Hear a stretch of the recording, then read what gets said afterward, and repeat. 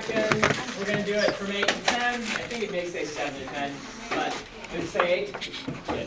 I will be here in this room during this time. What's that? If it were AM, I would say finals canceled. But since it is PM, I will be here, and I will just be answering questions. Doing Q&A. We may bring some treats, I don't know. We'll see what I can dig up. But I will be here in this room answering your questions about the class, anything I don't that you might have questions about, that stuff. I'll be here doing that, okay? You can come. Isaac's going to pass around the sheet for your attendance. Wuchmadiki.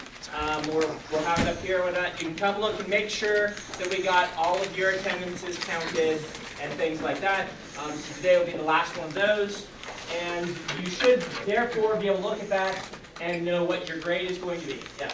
How many absences do we have to still get an A? I don't know. Let me add them up. If there's 100 points in the class, and there are how many weeks? 13, and we didn't count the first one, and you get one freebie. So one absence is probably going to be an A-, because you'll probably lose, 8 points? It'll just be a percentage thing. So, you get one freebie, by the way, so 2 absences would be that. So, yeah, I'll just have to run math, but it's going to be the number of class periods with an equal number of points assigned to each one. What's that? 9 for each. So in 81, if you've missed 2, you get an 81. If you've missed 3, you get you get 91. If you've missed 3, you get an 82. So I mean, it's a pass-fail kind of class, not really, but all you have to do is be here. So I don't feel terribly bad knocking you down huge grades after I give you one freebie. So if you've missed a lot, and you have a sob story, talk to Isaac, and he will work with you. It works so much better if you can go to students with disabilities, and you can get a letter from them explaining your disability, what caused you to be gone, and then we can work with you very easily. In those cases, if you've had that, we will get you the videos of the weeks that we're gone, and you can write up for those days, and you can still get your grade. All right? So, but going to students with disabilities is very important for that. It's a structure the school has set up in place so that people don't just fall face of the planet. They go and they are getting help and counseling because missing a number of class periods like this usually becomes endemic, and missing off class periods for a lot of classes, and it's kind of a death spiral. And so we want you doing something about it rather than just missing 3 classes and then deciding that you're done for it. All right? So. Any other questions on that? Show up if you have questions. We will have the workshop portion will be coming in and turning in their last work that day, and things like this. But you do not have to come. This is completely up to you if you want to do it. We're going to pass around the sheet. This sheet, one of the writing groups is wanting to keep writing groups going. And so what this is you can sign up with your email if you want to form new writing groups. If yours is dissolved or something like that, if you want to be involved with people in the class who might be starting up writing groups, you put your name and your email on this, and she will email everyone all of these emails. So don't do this unless you want to get your emailed to all these people. But then you will be in touch with everybody who is interested in maybe starting writing groups, and you can therefore start up other writing groups. I've mentioned before that the writing group I started in this class, when I took it 10 years ago, was not one mandated by Dave when he taught it, but I started it up myself. And right now we have 3 people in that writing group who have sold novels, of 5 of us. And one of us is a full-time editor. So 4 out of 5 in our writing group having careers in science fiction and fantasy publishing is a really good number. That happens quite frequently where people who are like-minded and like-motivated get together and act as a support structure to one another. So if you've enjoyed having a writing group, or if you didn't get in one at the beginning and want to be in one, you can sign up on the sheet. And I am not in charge of this. This is extra curricular. So they'll be in charge of it. So I take no responsibility for how it works, but hey, it's a chance. All right. Isaac is going to bring in something to hand out for you all to also sign. I'm hoping you're all willing to do this. We can't put these lectures up online, BYU has decided, unless you all sign to say it's okay. If you notice, the lectures went down, and this is because the Copyright Office, and we want to, they are filming this. They are providing these resources, so it is important that we follow their rules and guidelines, but one of those rules and guidelines is that you all sign to say, yes, I understand, the back of my head might be on YouTube. If this is an issue, we're snickering, I can see a legitimate issue that people might have a concern with this, come talk to me afterward, and we'll talk in private about that. But otherwise, we'll be passing around these sheets. I don't want to snicker about something that could be a very legitimate concern for some people who are in the witness protection program, or I'm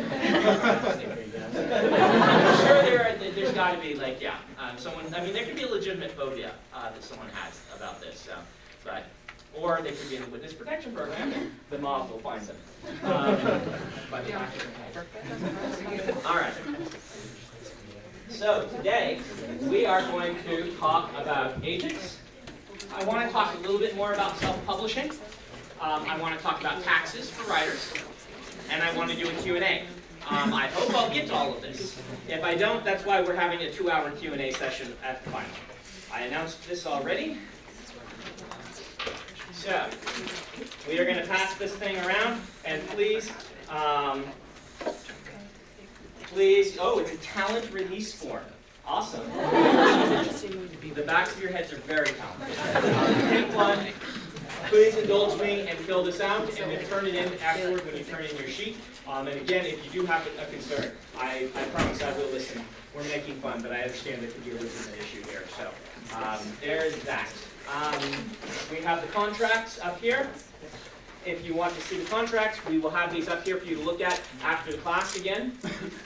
Anything else? Oh, yes. Your attendance record thingamabopper is right here. I see a lot of people most people having everything X'd out, meaning you did it, but this is up to date for now. So we will put this up here, and I will have you, if you want to come talk to Isaac, no. If you want to come talk to Isaac after, just come up and look at this. We'll do that after. Is that okay? If you come talk to Isaac, make sure and talk about your absences and things like that. Once again, you get 1 freebie, no questions asked. So, all right. So, time to turn on the fire hose again. Lots more information coming at you. That's what these 3 class periods are the fire hose.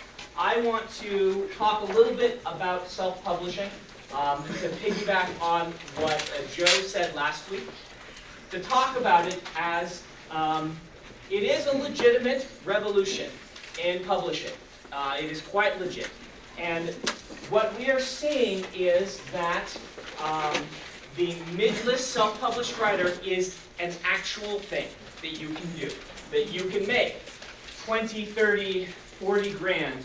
As Joe said, not be a household name, but sell to a very select individual audience and make a living as a writer this way. It is well worth considering. That said, since print continues right now to be, depending on who you talk to, around 50% of the market or more, getting a New York deal can still be very lucrative and can get you a wider audience. All this stuff we talked about on the first day that the publisher does, those are important things. And so the reason you right now, as a writer, this is something you need to be considering. You need to be considering, what are my opinions on self-publishing? What are my opinions on traditional publishing? And am I willing to trade the bulk of the profit in exchange for all of these things that we talked about? The editing, the distribution, the cover, making the cover and all of this sort of stuff.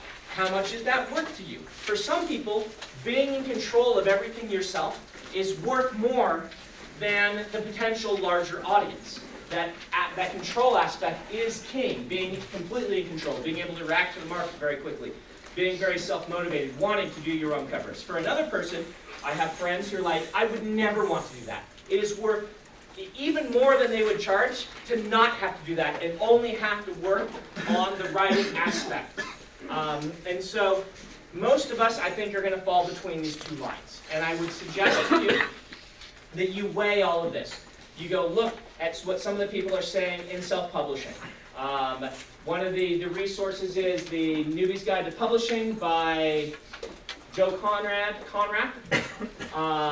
whose website is very pro-self-publishing.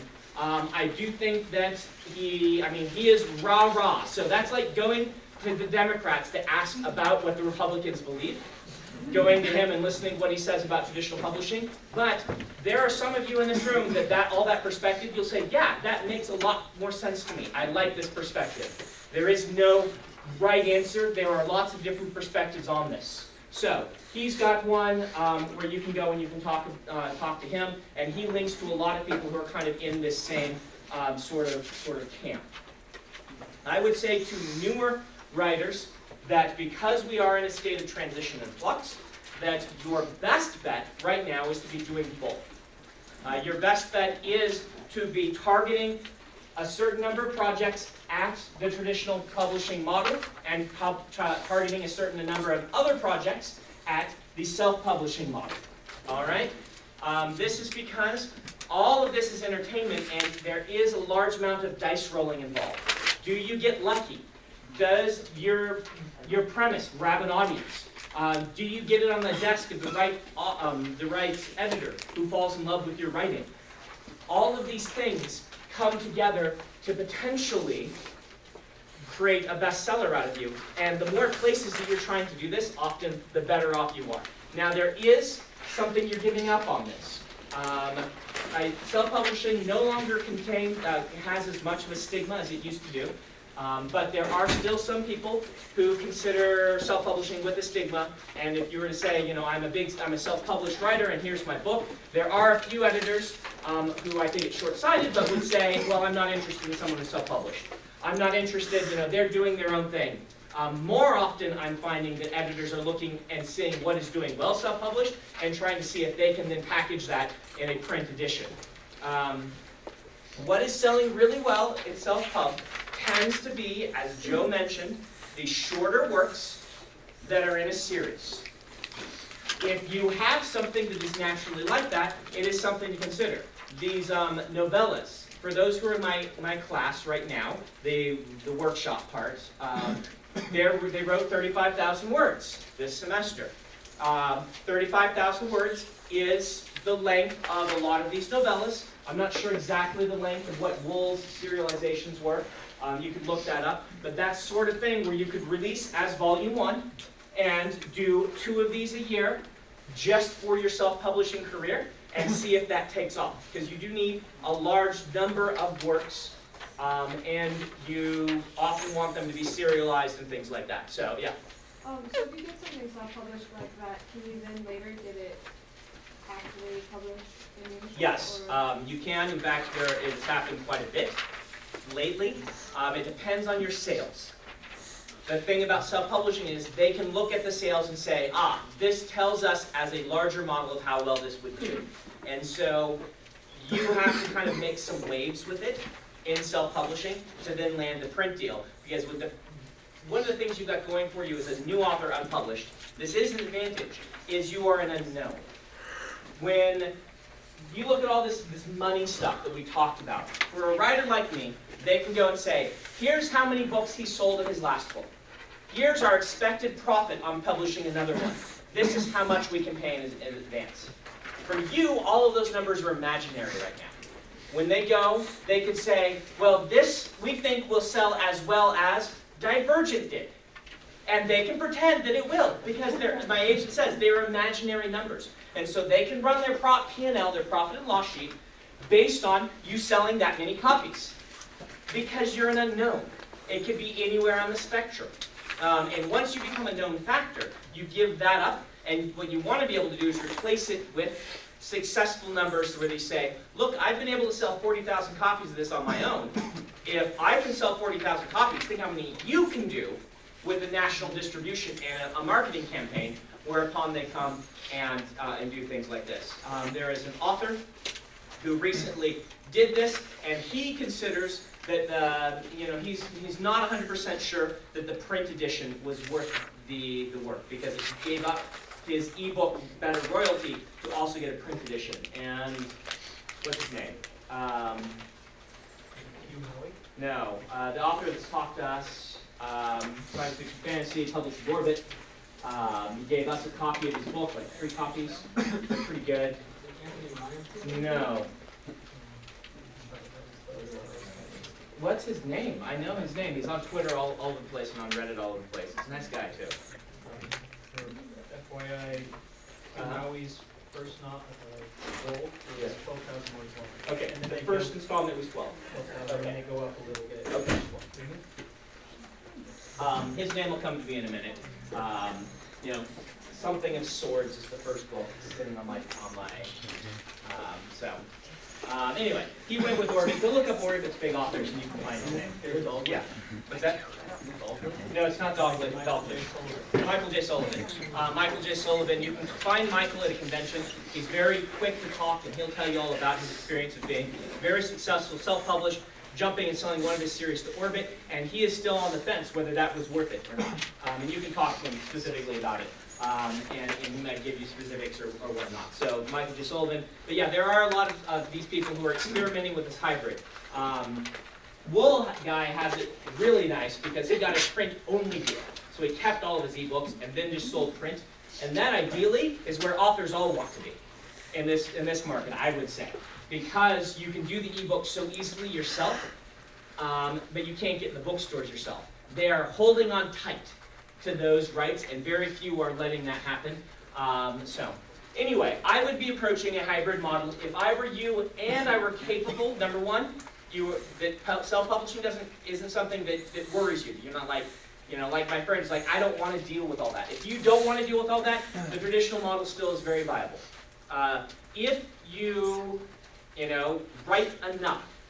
For instance, if you're writing one book every 4 years, self-publishing is probably a very bad place for you. Because right now, the way that self-publishing works is it is momentum and a large number of things out there, some of them early in the series being cheap, getting you into the series, and then serializing a longer work, which may be an epic fantasy novel that you've serialized in 7 parts. Usually, you want very fast-paced, kind of traditional, they don't have to be traditional genres, but traditional styles of writing. Meaning, you want like thriller pacing, or you want, a romance plot or a mystery, or these sorts of things that are very gripping and grab you on chapter 1. And we call them sort of pulp style writing, is very popular in self-publishing. And you can imagine why this is, because those are stories that are very good at grabbing you and then ending on a cool cliffhanger. And so then you go buy the next one.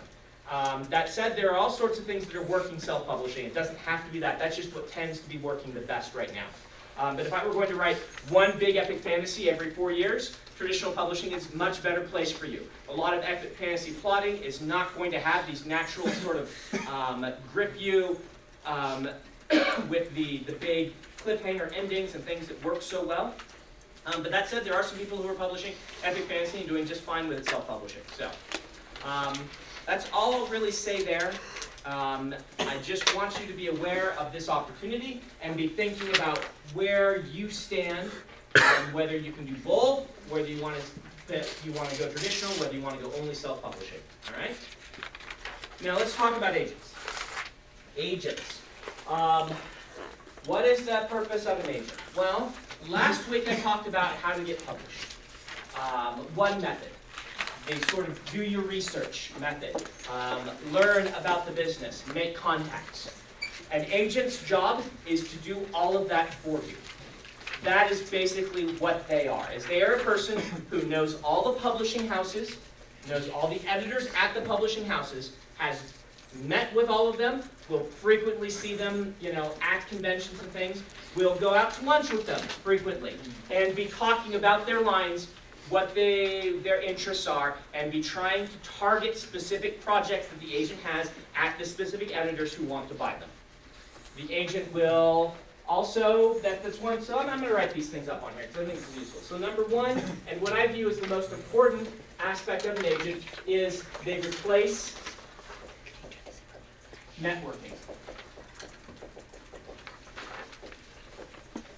Once you have an agent, doing that networking becomes a lot less necessary. Now, let's make the point that you should be in charge of your career. An agent is not a business manager.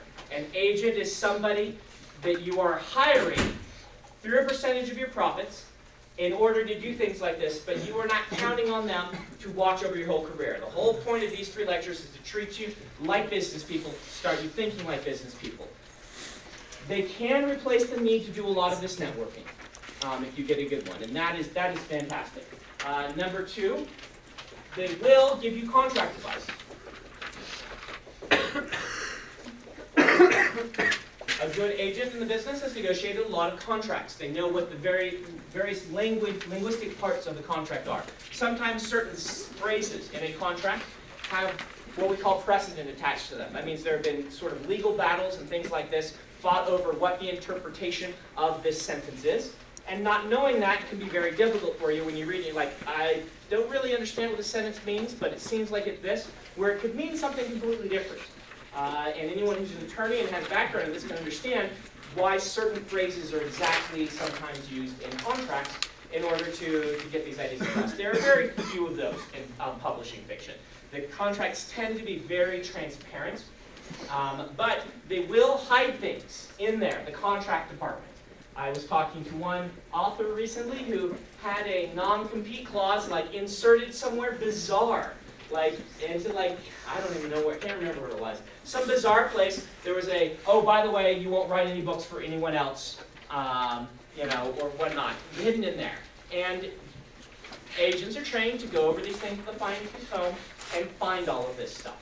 If you do not have an agent, using an IP attorney is highly recommended. If you get a contract and you decide not to go with an agent, hire an IP attorney who has experience with book contracts, not somebody who's done other contracts, but actual book contracts. You can ask around on the boards like at Absolute Writing Things and find some people that would come recommended, and have them and pay them out of pocket. It'll cost you a couple grand probably to look through the contract and give you any warning flags. Okay, that is a possibility that you can do. But the agent will handle all this. They know the contract. They know which things you can argue about and which things, well, everything you can argue about. But they know kind of the capital that it requires to argue about various things in a contract. Getting them to budge on certain things is much harder than getting to budge on other things. How did you handle Elantris in your contract? Elantris, I had submitted Elantris to Tor Books. I got a call from an editor wanting to buy it, and I called an agent I had sent things to and I had gotten good feedback on, but had not picked me up that same day. I called him up and said, I got an offer from Tor on a book you haven't seen yet. Would you be willing to handle negotiations? And pick me up as an author. I wanted an agent, and so that's what I did. So in that case, every friend I've had who's had an offer like that, every agent they've contacted has at least been willing to consider them very seriously. This is basically free money, right? Because the hardest part is this, the selling the book. That's the most difficult part. And Joshua did that and handled negotiations. So they'll know contract advice. They will argue for you.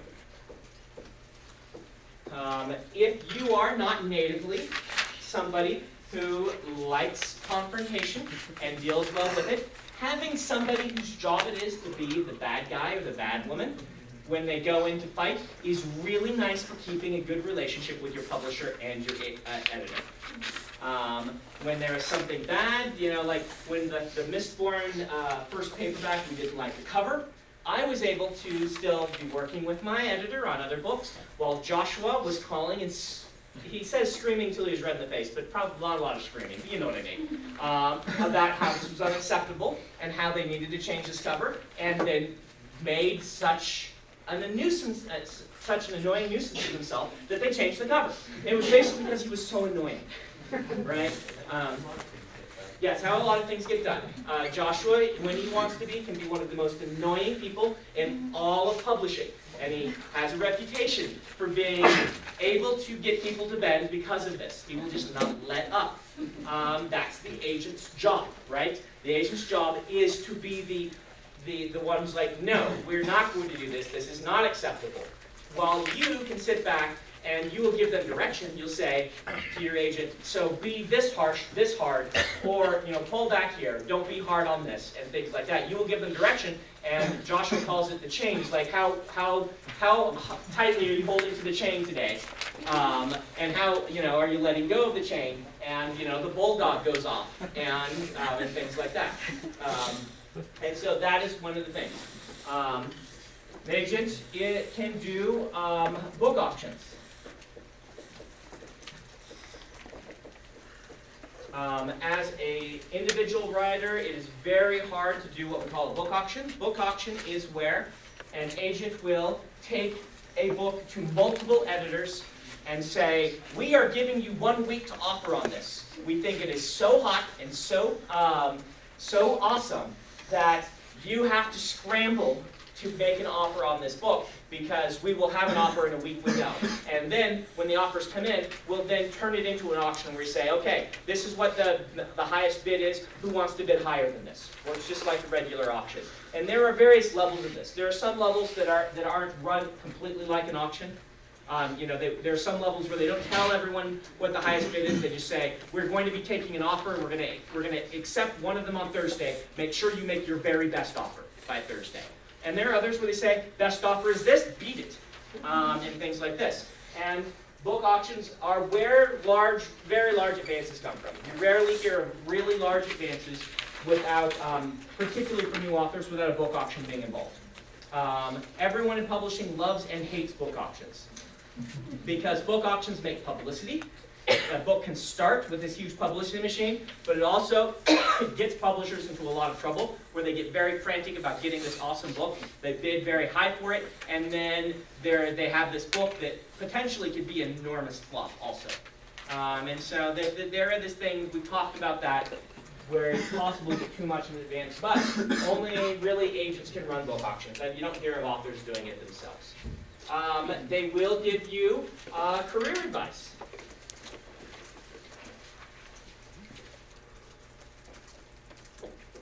Career advice. Again, they should not be your business manager. They should be an advisor. They have been around in the business for a long time, theoretically, and so they should know the business and be able to say to you when you ask a question, what do you think here? They should be able to give you the pros and cons and give some advice. That can be very helpful, particularly when you're a new author. Let's see, what else do agents do? They will give usually feedback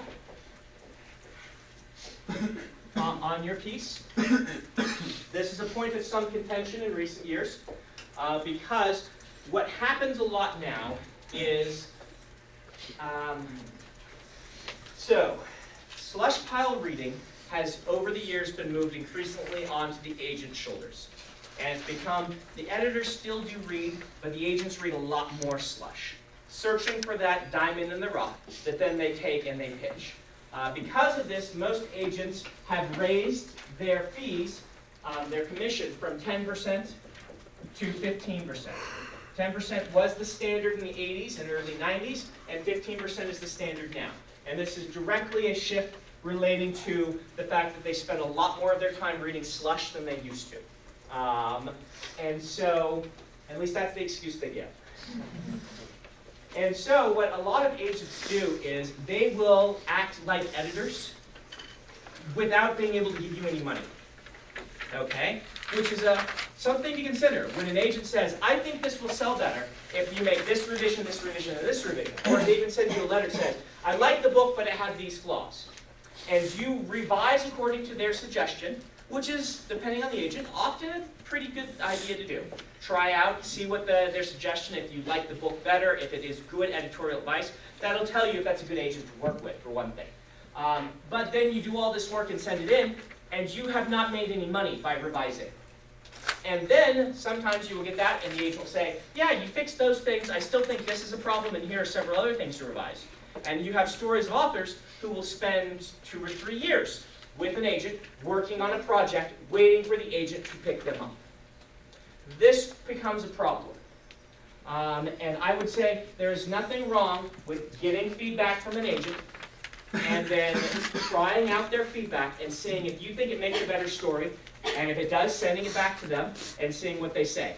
But endless rounds of this are not going to serve you well. At some point, you need to say, I think that it is ready for submission.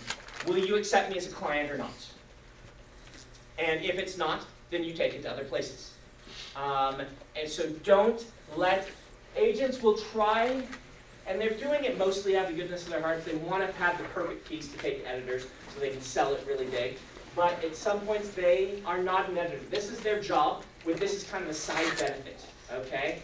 And a lot of them have really good editorial eyes, but don't let this dominate your relationship with agents. Don't pin all your hopes on one agent working on one project. Always be submitting those books to other places as well, at least to other agents. And always be asking yourself, is this feedback good feedback? When I tried it out, did it make my book better?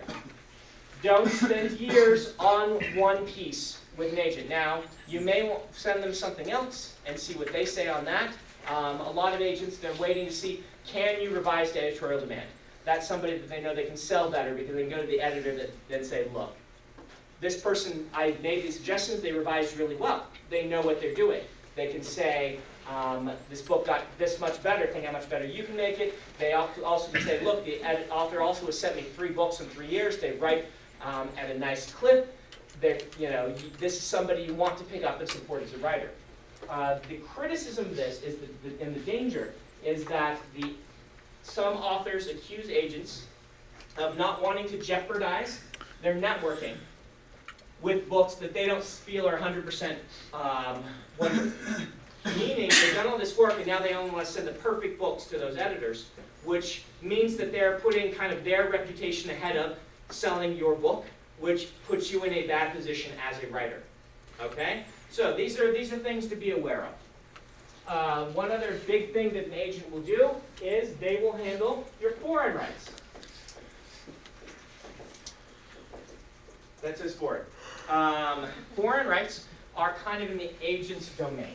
It's very hard to sell your own foreign rights. I'm sure there are people that do it, but even authors I know who are their own agent.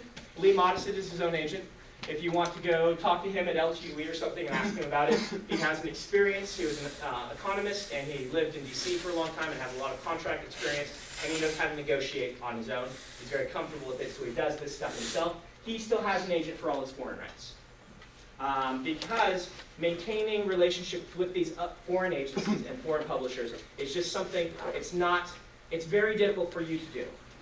To go fly to London and to Frankfurt or Hamburg, whatever the one in Germany is every year, meet with all of these agents, go to the Asian ones occasionally, meet with all of those sub-agents, finding agents in country who you can work with who will then take your books to publishers and sell them foreign rights.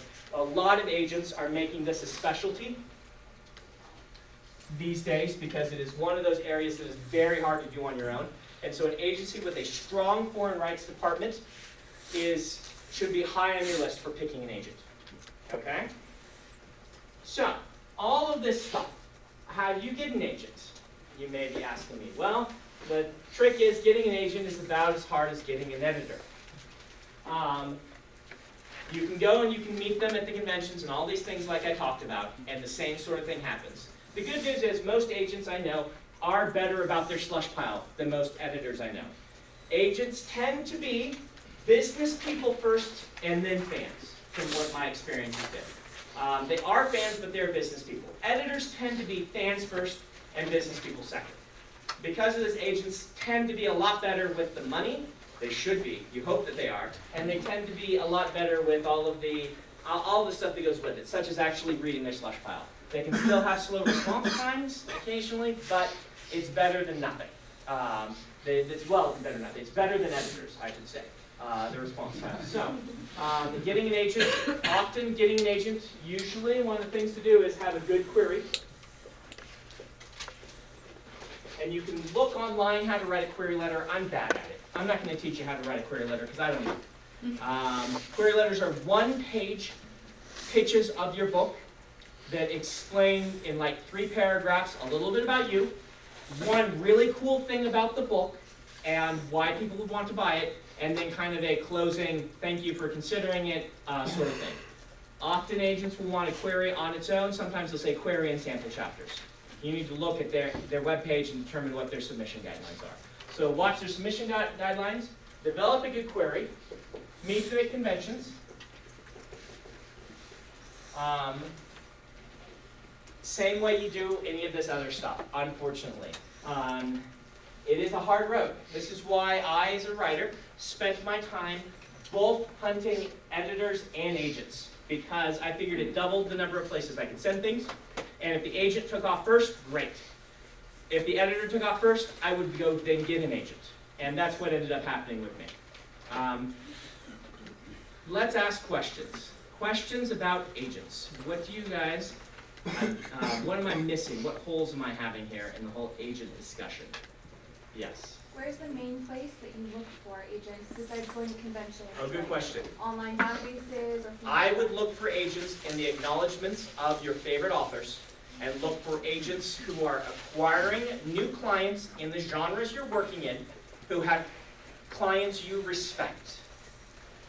That's an excellent question, because there is no guarantee that any given agent is a good agent. In fact, to become an agent, famously, my agent once said, all you have to do is print off a business card and put agent under your name. There is a group of agents that a lot of them belong to, kind of a professional organization. Not all the good agents belong there, and some bad agents belong there. So, what's that? Predators and editors. Predators and editors will list, yes. Agents that are reputable and agents that are not so reputable. They keep a running, so it's a good website. It'll say recommended or not recommended by people who have worked with them. Googling them, but really going to their authors and saying, would you recommend this agent? What's your experience been like? Watching the acknowledgement page, that sort of thing. Start building a database of agents you would like to work with, just like you build a database of editors you would like to work with. The thing about agents is most agents have broader interests than most editors. An editorial house often has a more specific thing that they are looking for, or the editorial style, and most agents are looking for sellable fiction in general categories. And yes, they will have their own sort of thing. Joshua really does lean toward things that are faster paced, but he also represents several epic fantasy writers, so they tend to be a little bit broader. They will generally be like, sci-fi fantasy focused, or like Joshua does, like sci-fi fantasy and mysteries, or you will have children's focused and things like that. Big houses will often have, they're these big conglomerates. The way agencies work. Usually you have an agent who works for a while, they apprentice under a big agent, that agent passes away, the agents that were apprenticing under that agent go and start their own agencies and bring the authors they worked with under that big agent with them and start their own agencies, and then hire sub-agents who become their apprentices. And those either eventually leave and start their own, or often they just stick around until that agent dies and then they start their own. And that's one of the big ways it happens. Another way is, these big houses that have been started by famous agents in the past. Someone inherits the house after that agent dies and becomes, an umbrella for all these other agents. And new agents will come work with them and use the reputation of this larger agency as, being a new agent, somebody you can go with even though they're new, because they have the reputation of the larger house. I would never go with an agent who does not have either very reputable house that they're working with that's a newer agent, or an agent who has sold things to the major big 5 publishers in the last 6 months to a year. In fact, it should be within the last month, likely. But if they are not doing that, they can't do anything for you. They make all kinds of promises, and you will meet at the conventions all kinds of new agents who are just starting out and trying it out and want to be a literary agent, and they do not have the contacts to sell your books yet. They can do nothing for you. So don't get taken in by one of these. I'm glad you asked this question. Be looking for people. You are looking, you're picking an agent like you would pick an attorney, or you would pick, a physician. You're not going to go to the person who's like, yeah, I decided to be a physician last week. I do have some experience because I've been to a lot of physicians in my life. And now I'm going to go be one. But a lot of people in the agency realm do this. And so be wary and do your homework and make sure that it's an agent who has a good reputation. And that's not too hard to find with the internet being what it is these days.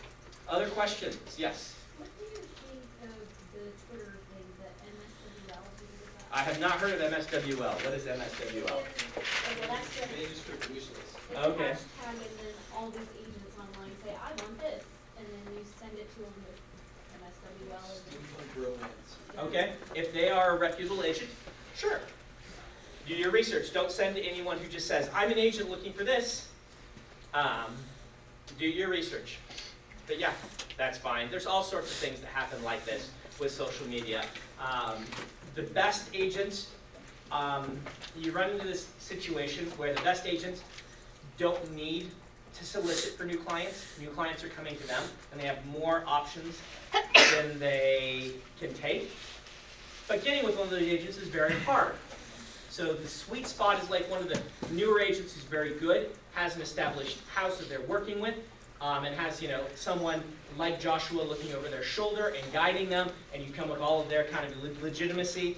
One of the promises is that that young agent flakes out and leaves, that then the agent who's in charge would take over all those projects and things like that. That's kind of the sweet spot that is often what you're looking for. But that's not to say there are outlier opportunities. I know of some editors, for instance, who jump from editor to agent, who already have all these contacts and know everything about the business. They can be a safe bet. They're like, I'm going to be an agent now. I'm starting up an agency. They'll usually have 2 or 3 author friends who say, oh, I need a new agent. I'm going to go with you. And they'll already start with a good stable. But sometimes that can be a good opportunity. Things like that.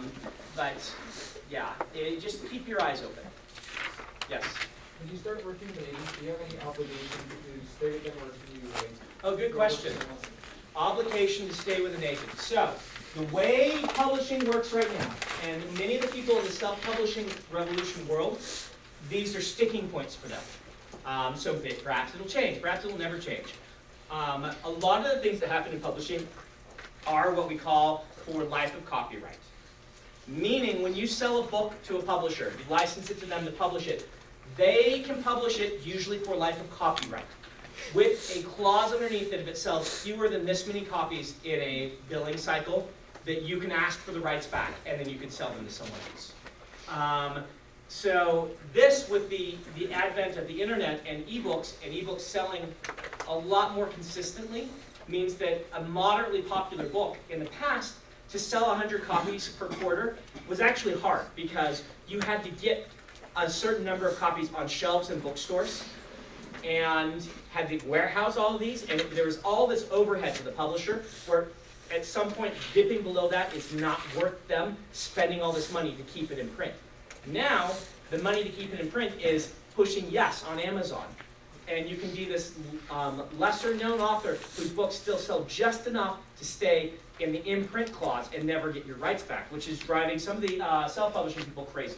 They hate this idea of life of copyright. Agents work also for life of contract, okay? So, this 15% that you will have for an agent, any deal they negotiate, they get 15% of that for the life of that deal. Which means, as long as basically those books are in print under that deal, that agent's giving it. Even if you leave the agent, which is perfectly all right, happens all the time. It can be kind of a bad breakup sometimes. It's not something you want to happen, but it does. Then that agent still represents those contracts, and the money for those contracts will usually still go to the agent, who will then take 15% and send the rest to you. Now, this can be an advantage. Maybe I can write this under here. This is a questionable one. Some people like this, some people don't. The agent combines all your revenue into one 1099, getting some of this tax stuff. That means if you're with an agent and you sell to 6 different places, books, and you have royalties from this one other place that's paying you like, $10, but it's still $10, and it's all coming in, the agent then brings in all this money, sends on to you your amount minus their commission, and you get one 1099 form from the agent, which makes life so easy for taxes. I have one 1099, great. Where if you have 6 different places, plus all the foreign publishers, you've got a 1099 like from every one of them, and I have like 25 foreign publishers, and I have like 5 US publishers. So that is 30 different places that I would have to do on my taxes separately. Now I get a 1099 and I plug that one in. It's still complicated because of foreign tax treaties, and we'll talk about that.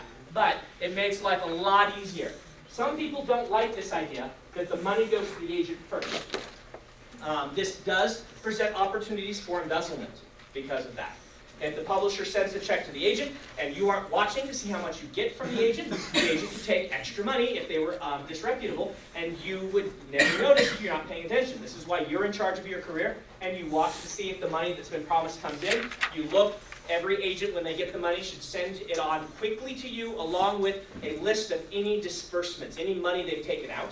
And usually an agent will charge you for very minimal things. You shouldn't be getting big charges from them. They will charge you for postage to send your books to foreign markets. It's one of the big ones. That's basically all Joshua ever charges us, isn't it?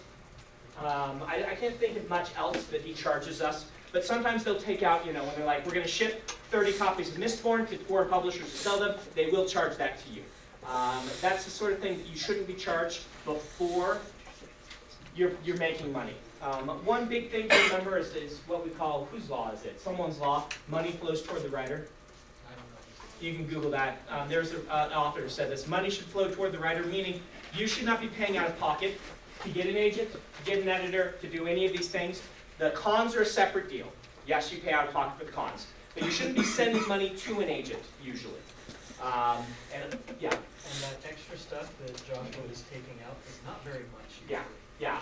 Like, there's like $100 out of the check he's taken for foreign postage and things like this.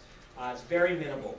And it will be stipulated in your agent contract. When you get an agent, you should get a document. It should be very simple. It should say, agent's taking 15% on all deals they negotiate. This is how I break up with my agent, how either of us break up if we want to do it.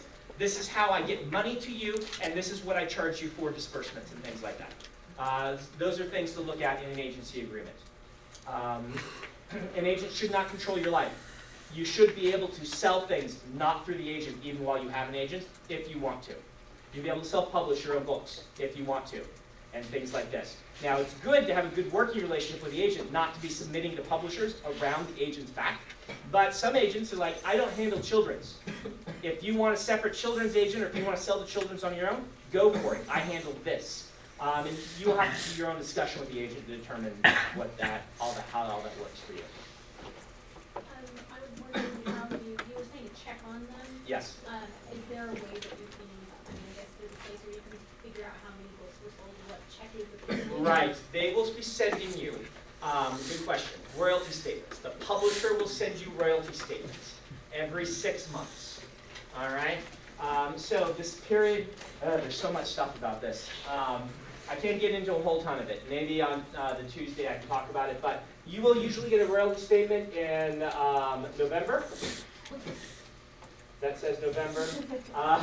And May-ish. November-ish and May-ish. And these are for the previous 6 months. Okay? This royalty statement will come. It will be a big spreadsheet, and it will break down your money, how many copies have sold, how many returns there were, how much they're keeping as what they call reserve against returns. This is if they publish your book in December, and they ship out 40,000 copies, and they're pretty sure, normal returns being what they are, that they're going to get 8,000 or whatever of those back. So they won't pay you for all 40,000 they shipped. They'll pay you for expected sales or things like this. It's very complicated what they're paying you for, and they will try to hold back more than they really should. And your agent will be like, no, we should show that you sold this many. You sold this many. Pay us those royalties. But you can look on that and see how much they're sending you. It will say, check number this, sent on this date for this much, broken down by these books and their earnings. And then you see if that check came and what's been deducted from it. It actually should be all very transparent. You can always ask the publisher also for these things. Now, if you do not like this, there are people who have the publisher split. The publisher sends 15% to the agent and 85% to the author. It is possible. I know some people who do it. It's a headache on your part, but also it means that you're more in control. Agents don't really like it that much, but I haven't heard of any that will not let it, will drop an author for having it happen. How does having an agent affect doing hybrid with self-publishing? For me, so far, what's happened is for my 2 hybrid books, which are Legion and Emperor's Soul, my agent handled the print, and I did all the digital. And it's just straight down the line. We whatever contract Joshua negotiates, he gets his 15%. I should mention it's 20% for foreign, because 10% goes to him and 10% goes to the foreign agent. But he takes his percentage on that, and we do our own thing on self-publishing, anything we self-publish. Just like any short stories that you send, often are not the agents going to have anything to do with, and unless you bring the agent in to negotiate a certain contract, you just do it yourself, and things like that. Okay? Okay, is that clocked? How is that clocked? It's 6 o'clock right now. It's 6 o'clock, so it's about 5 minutes. Slow. Well, no, wait. Whoa, look at that. I've been doing that all year. Wow. Yeah, last week it was working. Okay. And now 15 minutes left and left. Science fiction. I should also point out it's 5 hours slow. 5 hours slow, yeah. All right, so let's get into a little bit of taxes for writers, okay? Emma, feel free to pipe up anytime if I say something wrong. I am not a tax professional. Okay. I should say, the things that I am telling you are my experience, but they are not, necessarily legal advice, right? I am telling you what I've been through. Go to a professional about these sorts of things. But here's some things that happen. As a writer, you are considered an independent contractor as far as taxes are concerned. You are a small business owner, even if you haven't actually started a small business. That means instead of a W-2, you get a 1099. This is what's sent to a contractor. What this means is, the big difference here is they are not going to withhold anything. They are not going to pay your Social Security. They are not going to pay your self-employment tax, as we call it. They are going to just send you a chunk of money. And they're also going to send it to the IRS. By the way, we sent them this chunk of money. Okay? So the IRS knows that you have been paid a bunch of money by Tor Books, and they're going to expect you to account for it in your taxes. Now, this can get a little complicated. So you probably want to hire a tax professional once you start making money beyond the hobbyist income. What's hobbyist income? Do you remember off the top of your head? It was like $500 last I checked, but you can go look. There's a certain threshold that if you make under this, they consider it hobbyist and the IRS doesn't care about it. And beyond that, you can do this weird thing where you can also, I'm not recommending it, but you can do it where you take a loss. That means you can take anything related to your writing workshops, flights, hotels, half of your food. When you're going places, your food only counts half because they figure you'd be buying food if you were home anyway. These things you can take as deductions. That then, if you deduct more than you spend, you take a loss. I know some people in the industry who, during the early years, swore by taking a loss. Help them, with their money and things like that. If you take a loss too often, the IRS does audit you. It's one of the things they do. They're like, this business is never making any money. Is it really a business? So that's one thing to keep in mind. The other thing to keep in mind is, Emma, this is one where I'm not sure on the terminology, but the difference between business exemptions and deductions. Oh boy. Right? So there are differences again. Exemption versus deduction. That is kind of complicated. The idea with a business exemption, can you give us tell us what one is? Do you have any idea? I'm thinking on because she's an accounting major. Okay. So deductions is like it's all like personal. I think that business exemption is if you are what was it? You might have to be with. You might have to have a business. Yeah, to do but it's like an actual business. Like Right. It's not you're the author. It's like if you have like a publishing business or like you have an editing business. Like it's Right. not just like I do freelance, but Right. it's an actual like, company that you register with. Right. All the registries are there. Either way, and we'll talk a little bit more about doing that. Your business expenses are a little bit different than your deductions. You can take business expenses and still take the standard deduction in a lot of cases. Yeah. Okay, so yeah, with that, It's business expenses. exemptions Yeah, and the are, expenses. so it's so with the exemption, it's everything that, like, if you are a full-time writer, Yeah. everything that's related to your writing goes to business exemption, but the deduction, a married couple filing jointly, Yeah. the standard deduction is $12,200. Single, it's $6,100. And with the deduction, it's if you have any personal expenses. So Yeah. like, if you have a mortgage on a house, on a car, if you have like 5 kids, and if you have, what was that?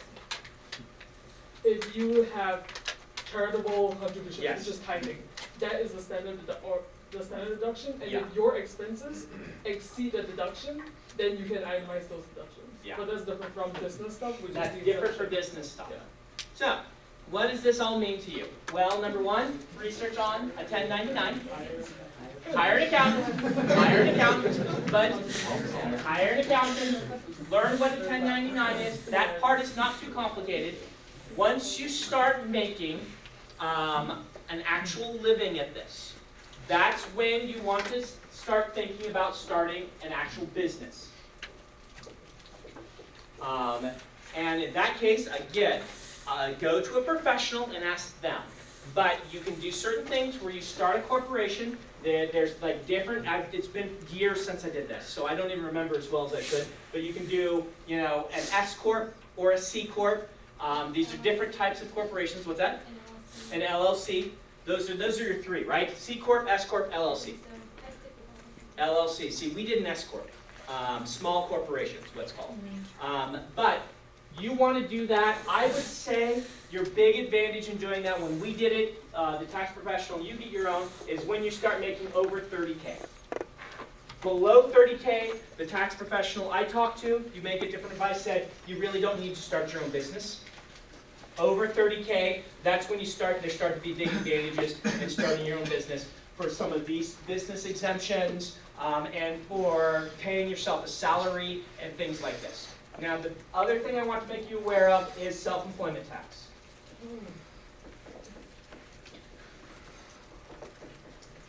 All right, so, again, it's been years since I've had to deal with this. My wife and our CFO took this all over. Self-employment tax. So, when you work for somebody else, they pay half of your Social Security thing, whatever it's called, your FICA. Yeah, they pay half of that. Okay, so they pay. That's about 15%, I believe. Somebody correct me if I'm wrong. They pay 7.5%. So whatever you make, they're paying an extra 7.5% into your Social Security, and you are paying 7.5%. So when you get your little pay stub, and it says, you paid this much into, it's like Social Security, and there's like one other thing that's part of it. Unemployment or something like that that's paid in there. You guys are paying 7.5%, and your employer is paying 7.5%. When you are self-employed, so any money you make off of this, that other 7.5%, you are responsible for paying. Okay? 7.5% extra. So whatever you're making right now, if you want to make the equivalent as you want to have the equivalent income as a writer, you actually need 7.5% more than you would be making because you've got to pay this. And that caps at 100K or so. That's not an exact number. So the thing that, one of the reasons to start an S Corp or an LLC or things like this is if you want to pay yourself a salary that is less than 100K and count the rest as royalties made by the business, then you can take, let's say you make 100K, you pay yourself as a writer 60K, that extra 40K is company profit. That is not subject to the self-employment tax, so you save 7.5%. Completely legal. Okay, this is what most people are doing with businesses. Yes. If it goes into company profits, don't you have to do some more wrangling with the money? Or? No, because then you just give it to the, immediately, it becomes the profit of the shareholders. You just, at the end of the year, clear it out and send it to the shareholders, which is you. Okay? But yes, you do. You don't want the company to hold on to it. You want to pass through the company to you. It gets taxed after that, so only thing you save is the 7.5%, because this is not subject to self-employment tax and this is. Otherwise, it gets taxed as your income the exact same way.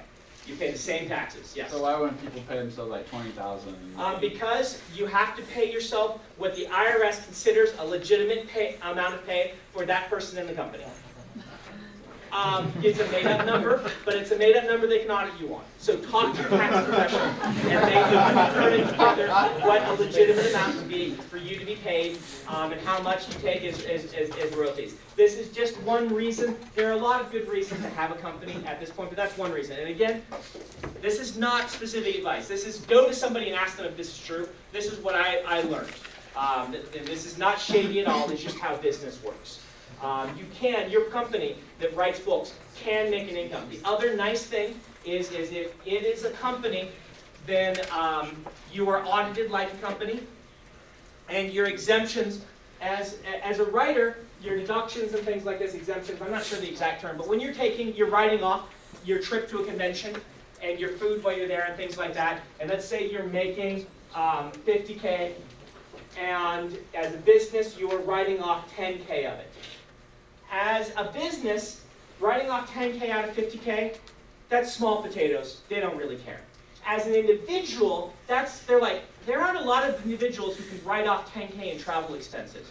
We better look and see if they're doing something legit. And so being under the business umbrella does also, 50K is small potatoes as business, but you see what I'm saying? Like, let's say you get to the realm where you're writing off like 20 or 30K. That starts to look really interesting to the IRS as an individual, but as a company, it's a tiny amount. And also, like, if, let's just say, like, something happens, like, someone sues you or something, like, the 60K that you got as your salary is completely protected. Like, they will take from the 40, but at least you have the 60, whereas if it all goes to you, the entire 100K is subject to, like, them taking it away. They can sue the company if the company, and so you sign the copyright, so this is what we did, of all of your works to the company and not to the individual. Then the company owns these things, and it basically gives you an insulation between like your house and your salary and things like this. They can still go after things if you get sued, but it gives you that added layer of protection. It is a lot easier to expense things with an actual company than as an individual. The IRS looks really askance at people because so many people try to cheat the IRS by saying, I have a company. And if you jump through all the hoops to actually make a company, then they're a lot more, okay, this is legit. And things like a home office, as a writer, be very careful about taking a home office deduction. Very careful. That would be lowest on my list to take, just because it does weird things to you. Like, as I understand, if you take a part of your home as a home office, it is then corporate property, not individual property, and when you sell it, it is not subject to the exemptions that you all get by selling a private property for tax purposes. And so if you're ever going to sell your home, having a home office, it can be a really big liability. It can lose you way more money than you make. And this is because too many people in the past have tried to start up home offices, and then the IRS has found out that they're really not doing a business, they're just trying to take an exemption and things. But as a company, you can put certain assets under the company's protection. We own a company that does entertainment properties.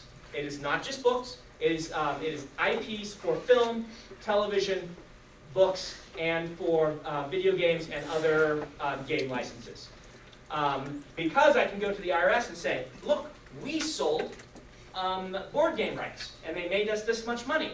If I want to go buy a board game, that is a deduction. For me, and this layer of protection where we say, look, it's a business, look what the business made, and things like that, it becomes much easier. I do deduct all my films. If I go to a movie, that is a deduction for me. If I buy a book, it is a deduction for me. Almost all entertainment properties are a deduction for me.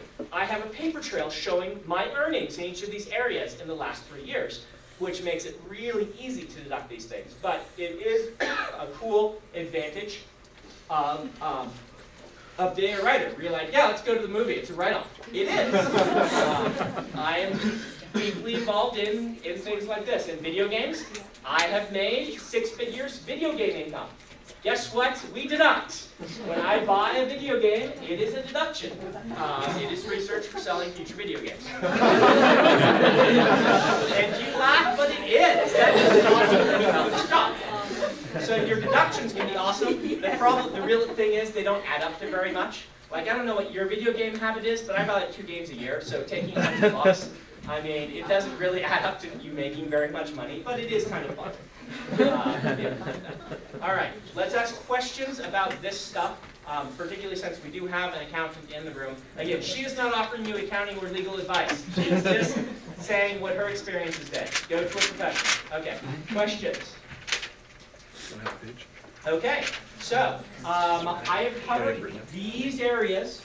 Now let's do questions about anything. And we will continue this at the session if you want to come to it for the final. What have I not covered in the class that you wish I had covered? When is it time to stop revising that piece that you've been revising and move on, or start submitting it? When is it time to stop, and I repeat for the camera, when is it time to stop revising that piece that you've been revising and just move on or submit it? I would say that what you want to do is you need to know your own process. But as a new writer, I would write a first draft, clean it up with a second draft, and then I would submit it to alpha beta readers. So alpha readers probably at this point were your writing group, your friends, however it is. Put it aside and work on something else while they're doing this. Write a short story, write anything else. If you can, if you're working at a good clip, write another novel in between. This is what I did. I wrote a lot when I was trying to break in. Come back to that with fresh eyes, having given yourself a period of time, and you'll learn what period of time is right for you. For me, I like to have 4 to 6 months, if possible, between projects, coming back to a project. So look at it with open eyes, do a revision based on the feedback you've gotten, and then submit it. That is the right time. That doesn't mean you have to stop working on it. You can go to beta reads. You can give it to other people, do it another round while it's on submission, and see what people give you as feedback when it's on submission. If editors are giving you personalized feedback, by the way, that's a good sign. If you get a letter that has anything individual to your story, that's a sign that the editor was interested enough to keep reading and kind of wants to encourage you as a writer, and is not promising it, but wanting you to submit to them more in the future. Not necessarily that same piece. Some letters you'll get back kind of imply. If it's a long letter talking about, I really love this, but there's this one part that's really bugging me, that's usually a fix this and submit it again. I don't want to promise I'll look at it again, but fix it, submit it again. If they say, I consider this a long time, at the end I don't think it's for me, I think it has these flaws, but it's just not my book, that is a submit me something else, but this book is not for me. And those are kind of code language, and you have to learn to interpret these things, give them to your writing friends, see what people interpret. But if you're getting these personalized feedback, they may have things that you want to fix. But you should be submitting that book as soon as you have done, whatever's comfortable for you, but don't let it go longer than a year after you wrote that book before you start submitting it. Most people wait too long on submitting. You want to be encouraging yourself to be moving on as a writer, not becoming too focused and attached on one project, and you want to be encouraging yourself to gain experience submitting. If it's really bad, they're just going to reject it. They'll just read a few lines and reject it. They won't remember that you submitted them this bad story in 5 years when you submit to them. Tor rejected like several of my books. They don't remember that. One I didn't even get a letter on. And I've told you guys, I think it's probably still sitting there in the slush pile. They're going to find it. They didn't remember. It's like, oh, we have a Sanderson manuscript? Oh! Publish it! Just send them a letter, see what happens. Yeah. So yeah, be submitting soon. But your own individual experience will definitely color this. So how do you know? It's probably sooner than you think. And push yourself to be submitting rather than sitting on things too long. Okay, what else you guys want to know? Yeah? Cross-genre writing, would you say you should just stick to one genre or jumping across? Because you're developing your talent in the one. Yeah. A lot of business people would say you should stick to one. I rank the artist in this case higher than the business person. Whatever keeps you writing and excited is what you should be doing. And this is the case where you should write the projects you're passionate about, and then Once that's done, give them to the business person and see what you can do and the best way to create a career out of this is. So if you are interested in multiple genres, be very upfront with that to go, and I would not let anyone tell you not to do it. Tom Doherty is famous for saying to me all the time, you know, usually when an author takes off, it is one of their projects that takes off better than the others. And they're best off career-wise focusing on that one project. And he is right if you're looking at the money. However, I feel that the authors I admire the most oftentimes are writing whatever they're passionate about. And sometimes I like what they write, sometimes I don't. This is one of the things that Orson Scott Card does. I admire him greatly because of his versatility, and he has written things that just did not click with me. But because he's willing to try lots of new things, he's written things that made me say, wow, I didn't know he was capable of this. I like this even better than his other stuff. And it is part of what I think has kept him fresh as a writer. When some other writers, you know, that I read when I was younger, I'd go back to their newer books and be like, these are the same books again. I'm bored of this. So that's a personal thing. There are plenty of writers who have both 2 careers or more in different genres. One piece of advice that they often give is to use a different name sometimes. My agent thinks that's dumb. You should just use your own name because if you're going to get some cross-pollination. But a lot of authors do multiple names. And if you're worried about it, just publish them under different names. Do you often have a writing group that just kind of dissipates? Do you often have a writing group that just kind of dissipates? This happens to writing groups, so yes. You deal with it. You start a new one with the people that seemed like they were in that writing group the most hardcore, you know, that were working, or that worked best with you, and invite some new people and see if you can make it work. They often just kind of, that just happens. Writing group can't survive on if enough people aren't submitting. That's one of the big reasons they dissipate. Is people get busy and stop writing and stop submitting.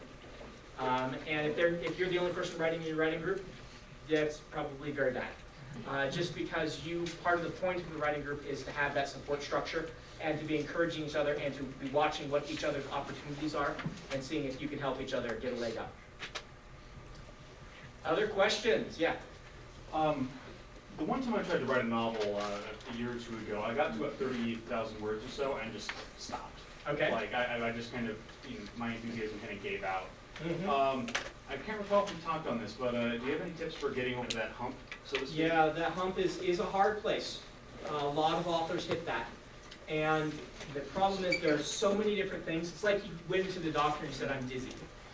And I was like, oh great, well, let's open up the book of 90% of diseases and see which one it is. Stopping at the 30% mark could mean, number one, you read a lot of novellas and you love novellas, and that's just naturally where you end. Number two, it could mean you aren't putting enough into your stories, meaning that you don't have enough complexity and enough of whatever, that you are getting bored with your story too early, and you can sense your readers will get bored too. There's not enough subplots and not enough things. It could mean that you naturally are someone who has to force yourself to put your nose to the wheel, and when something's no longer novel to you, keep working. In other words, you are, and this is the most common, is you just need to push past the part where you aren't a good enough writer yet to be writing something awesome at the 30% mark, but you can't become that writer without writing at the 30% mark long enough, longer. And that might just be it. You're like, this is now work.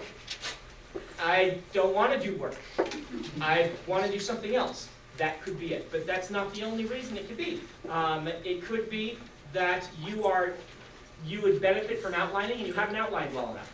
It could be that you outline too much and you're not naturally an outliner, and so you wrote the life out of your story in your outline, and so now you're not excited by it anymore. Like, there's so many different things that can stop you at that point, because that is the point where it transitions from being fresh to work. And any of these little things can be like, oh, this is work now, and this other big thing, and so I am just not going to keep writing. Or it could just be that naturally you write it a length shorter, and you shouldn't be forcing yourself to write longer than is what is natural to you right now. Does that make sense? I would suggest looking at all those different things I said and trying a few of them, saying, should I outline, should I not outline, do I need to add more, do I need more conflict, more going wrong, or at the end of the day, the best thing to probably do is just push through it, Write it anyway. Train yourself. If you want to be a writer, you're going to have to work through the parts that are not fun. Is that still 5 minutes fast, or did it stop at the right time? It's about time to end. It's about time to end. Okay, so before you close all your books and everything, let's have a reminder. I will be here Tuesday, April 22nd, 8 until 10. Up here are contracts. Please turn in the little sheet that I gave you so that we can be all legal. If you have an issue, please come talk to me. Isaac has your attendance records. If I don't see you again, good luck with your writing.